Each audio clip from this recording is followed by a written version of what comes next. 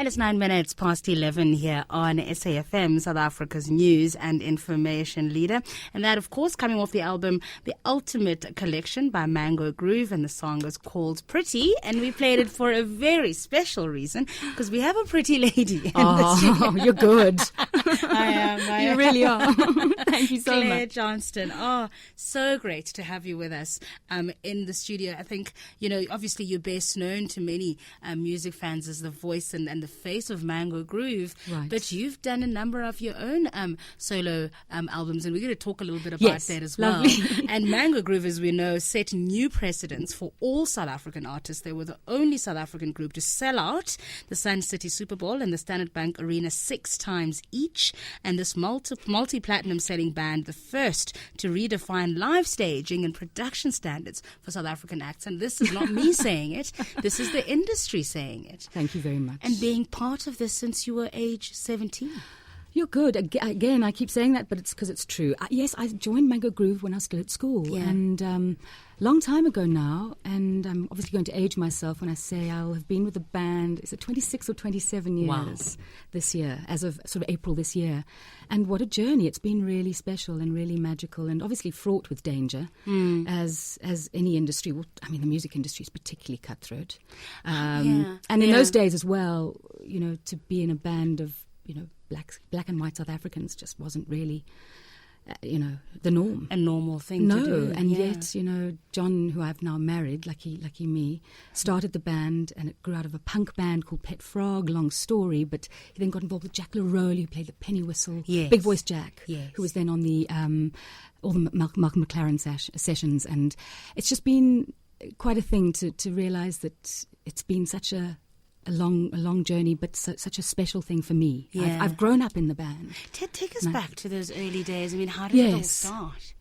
Well, I think from what I gather from John, he had he was always in love. He grew up in Zambia and then came to South Africa when he was about 10, but was always in love with the music of Spokes Mashiane, Lemmy Special, and when he was 16, started a punk band called Pet Frog. And before long, Pet Frog had turned into Mango Groove, brought in a penny whistler, met Jack LaRowley on a street corner outside Gallo in town. And, that's how it all began. And then when I came in about a year later, I'd seen them on stage and just thought, well, where's the singer?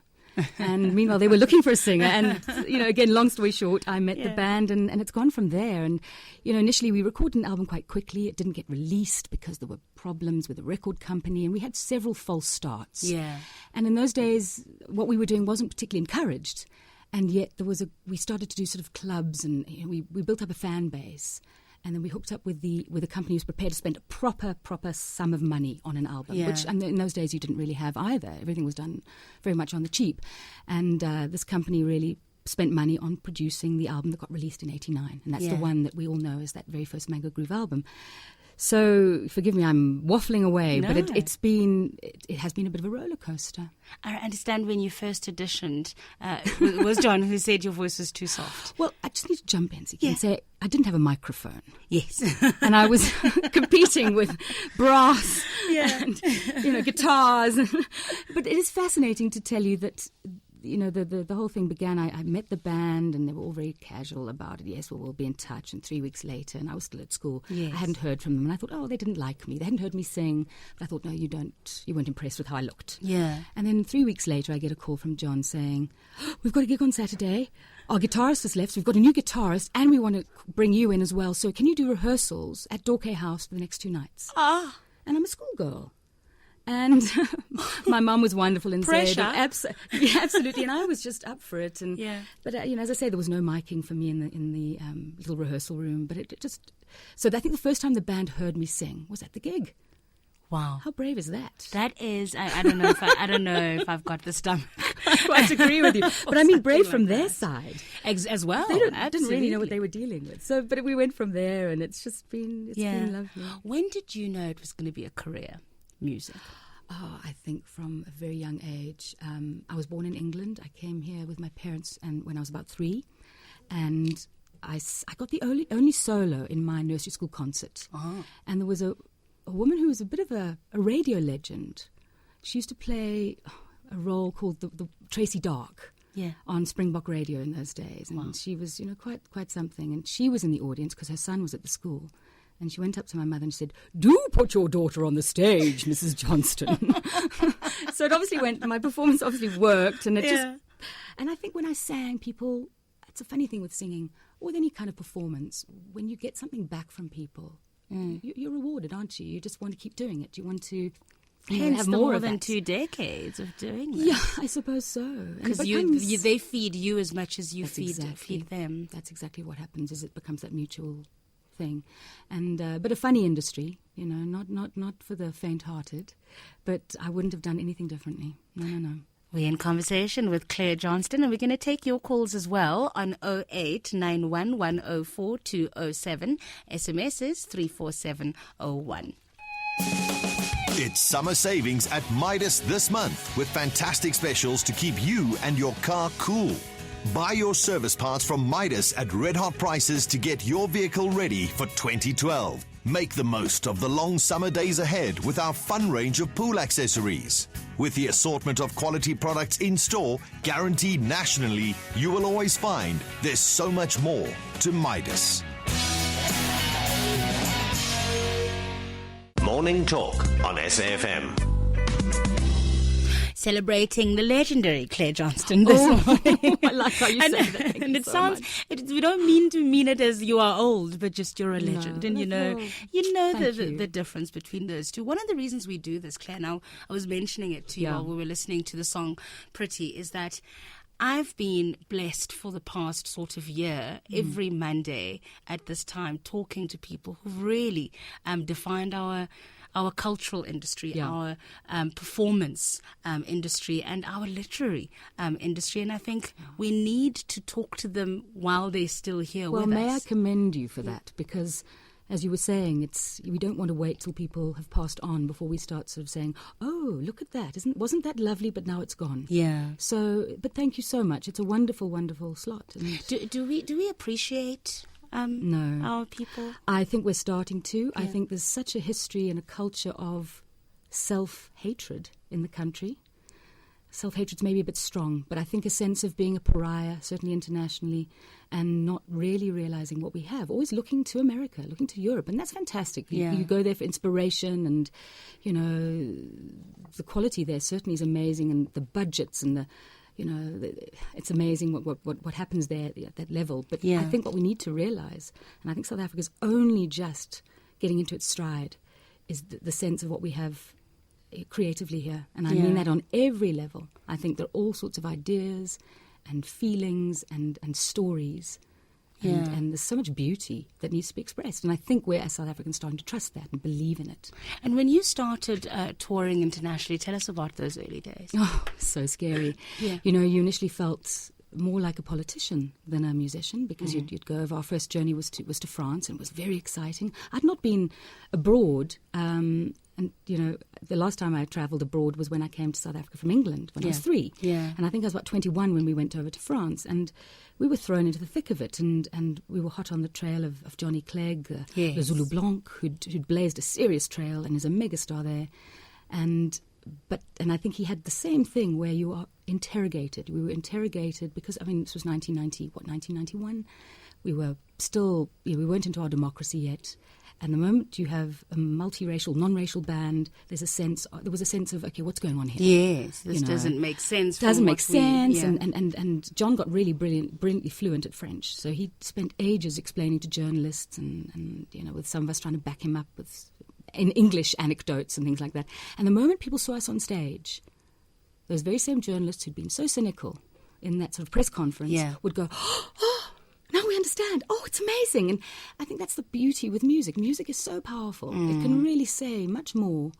You know, you can have a song that blows away all sorts of notions and cobwebs and ugliness, where you know, talking won't do that necessarily. And that's the beauty of art, really. And you have this crossover appeal as a band. I think South Africans of every walk of life, if there's one thing we're all going to get up and dance to, is a Mango Groove track. Thank you. What do you think the quality is? What is it about your music that allows that? I think it's happy music, and I think it's you know, in France we experienced the power of, I mean, something like the penny whistle, and I think those 3-chord chord sequences, and obviously occasionally there's a 4th and a 5th chord, but a lot of the time it's easy, it's accessible. I think it's from the heart, and the penny whistle is a folk instrument, even though the penny whistle had its origins in probably from a bit of a negative place actually, but it's sounding. Every culture has a flute-like sound. And I think it somehow touches the heart. And so we found that, I'll never forget, we did the Communist Party Fete. Was it in Marseille in France? And they would not let us go. We had to do Special Star, was it 3 or 4 times? Wow. They would not let us go. It was hilarious. We even left and went to the change room. And the guy would come back, no, again. So the power of that song, I mean, it's amazing. Yeah. You know, the melody written by Mduduzi Mgwaza and lyrics and the rest by John and Kevin. And just, I think also Mango's always been collaborative, and I think that also makes a difference. Yeah, and you've worked with some really amazing, particularly South African artists. We've worked with almost everybody. Yes. And I think Mango, to some extent, is a bit of a, when I say a home, I mean that in a good way, a touchstone, in that on albums and live, we've had so many amazing people play in the band, and long may it continue, because that's the spirit of Mango Groove. Yeah. You know, being a big band, I mean, there are 11 on stage, and that's for starters, you know. Wow. That's the constant. Here's an unfair question. Go on. Do you have a favorite Mango song? Do you know, was there one I'm that's afraid really special for you? I will have to say Special Star, simply because of the effect it has on an audience. And it's the most amazing thing. We started off the year, and you'll sympathise, I think your listeners will sympathise. You know, New Year, tried to get to bed really early because we were waking up very early to fly to Kirstenbosch, to Cape Town Kirstenbosch Gardens for that wonderful open-air series that they do. Yeah. And but as a result, you know, you didn't sleep on New Year because you were stressed about missing the flight. So I think none of us slept. Yeah. But the gig was just so incredible. It was people from all walks of life. People had flown from Kenya. There were people from Switzerland who'd come just to see us. And so you have to have your A game. You do. Yeah. And there were people from Mozambique, and it was just, I think that's the thing I'm realising with music, and I think that's what's so lovely with Mango is, as you say, that kind of reaching everyone, and the little children. Yeah. You know, they're the ones who get the party started. I mean, there were about 6,000 people, and the little children were at the front. As soon as we started, the little ones were bouncing up and down, and then sort of the teenagers, lost their cool and joined in. And then at the end, everyone was up, and it was just. And I think that's so. I'm so thrilled to be able to say that. We're going to take calls on 0891 104 207, 0891 104 207. SMS is 34701. Every year, 10 million used tires are added to the 100 million already lying in stockpiles across the country. Introducing the Redisa plan, a plan that will not only deal with the tires, but will also create a sustainable industry around their collection. Visit redisa.org.za for information. Redisa, change tires for good. The SABC is making a call to providers of waste management services to submit their proposals. Tender documents are available between 8 and 4 once proof of payment of a non-refundable fee of R1,000 is made to SABC Limited at ABSA. The account number is 284 0001124 and the branch is Auckland Park. The reference number is SGL/12/01. All interested parties are required to attend a compulsory briefing session at the ground floor auditorium in Radio Park in Auckland Park. Contact Mpumelelo Chiliza or Mimi Lushaba on 011-714-4749 or 4764. The closing date is the 17th of February. Morning Talk on SAFM. In conversation with the Claire Johnston this morning, best known to many music fans as the voice and face of Mango Groove. And I'm going to play Special Star because it's one of my favorites as well. But you also, as I said, did your own solo albums. Yes. Tell us a bit about that and what informed that decision. I suppose, I was working out the other day when I joined Mango at the age of 17. Yeah. I finally got recording my own project at the age of 31. Wow. So it felt time. I needed to, you go through on a journey musically and it's wonderful, but you get burnt and you need a break, I think. You just get burnt out and tired and you need to shake yourself up and do something different. And I think we all took a bit of a break and did different things. And the solo thing was fantastic. I had a wonderful experience in that I got to work. I did want to reinvent myself. I didn't want to work in South Africa where people know me. And already have an ear for what they think you sound like. Absolutely right. And that's the funny thing is I recorded at Real World Studios, Peter Gabriel Studios, which were amazing. And I met amazing people. I worked with the most wonderful producer, Vic Coppersmith Heaven. You don't get a better name than that, do you? And then the album came out here and it was, I put my heart and my soul into it and it was very exciting. And it was definitely in South Africa, there was a sense of, but she doesn't sound like she does in Mango Groove.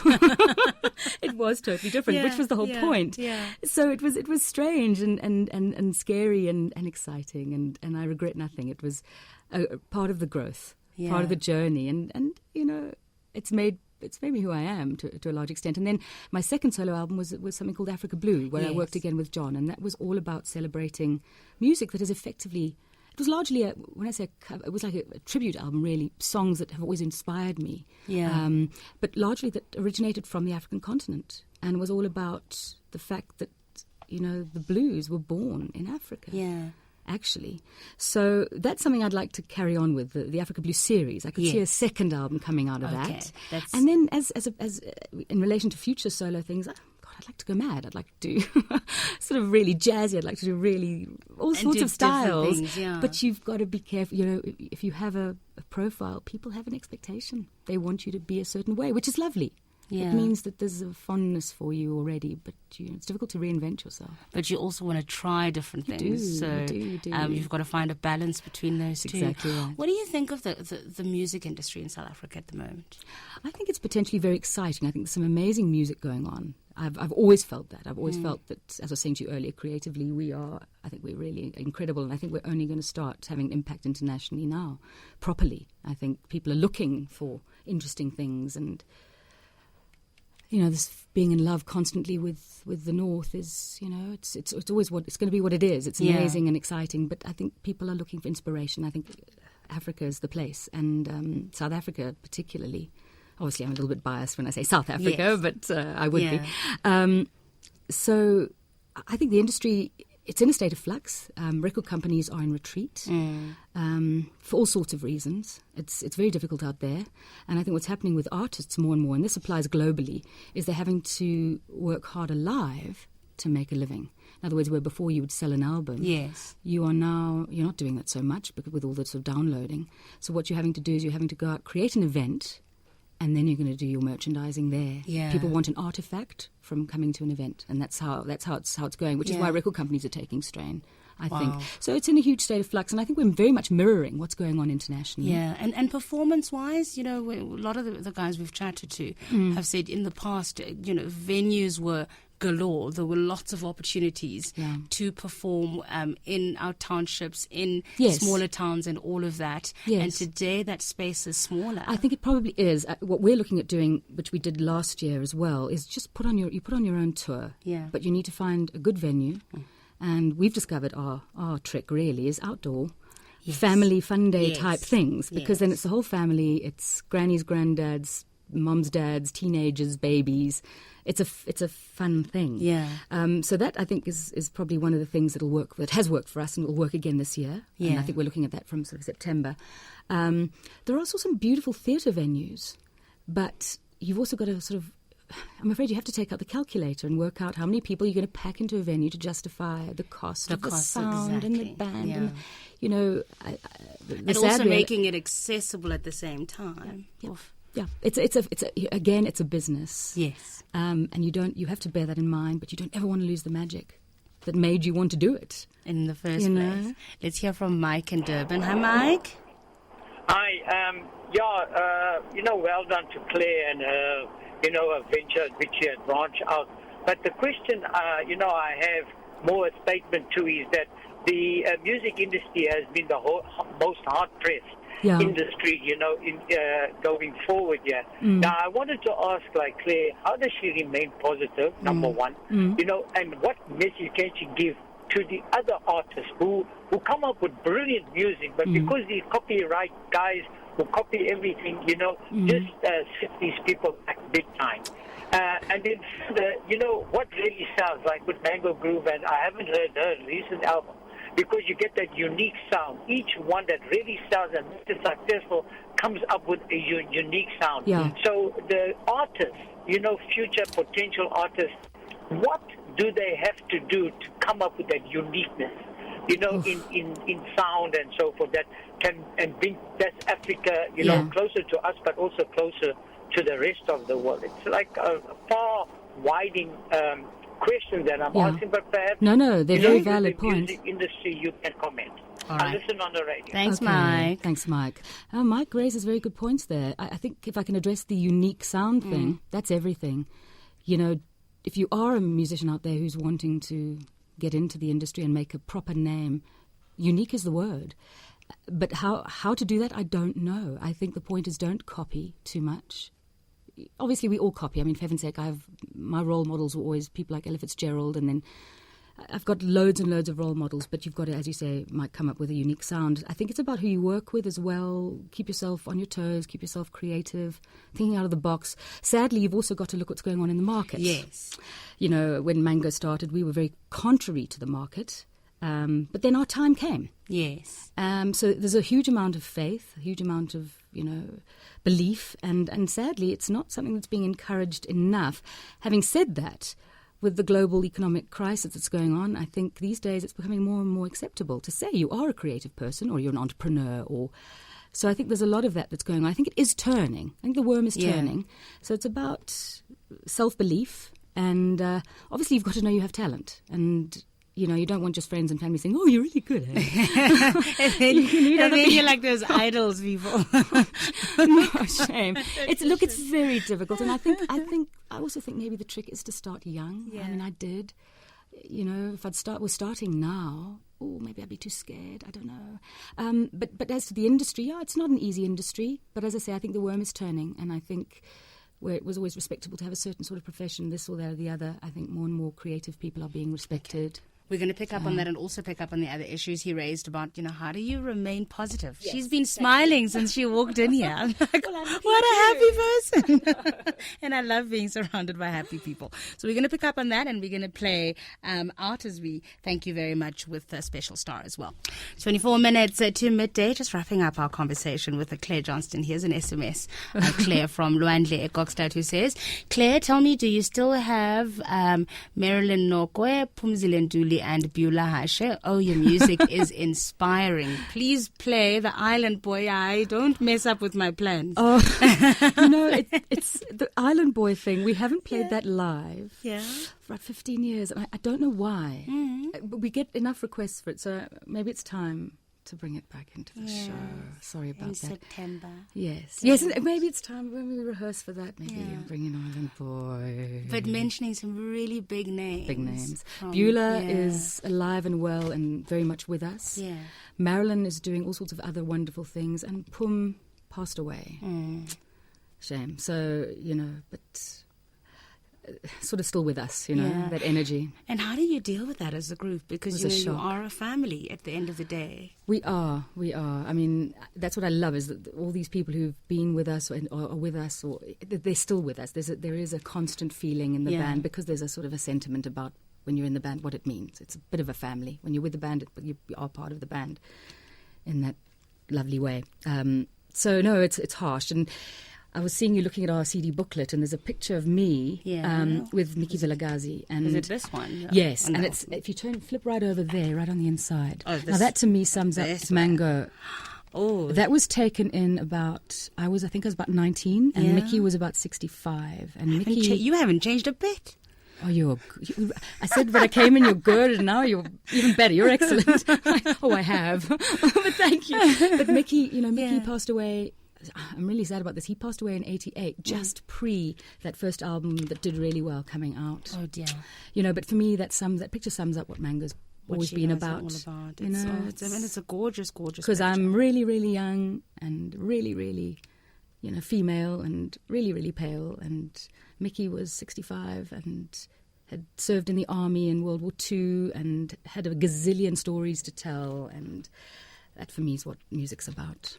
How do you stay positive? I think I try and surround myself with positive people. The lesson is don't, as much as you want to hear the truth, when the truth is valid, you want constructive criticism. Yeah. You surround yourself with positive people, not people who just, kiss your backside, but positive energy. And that's the trick.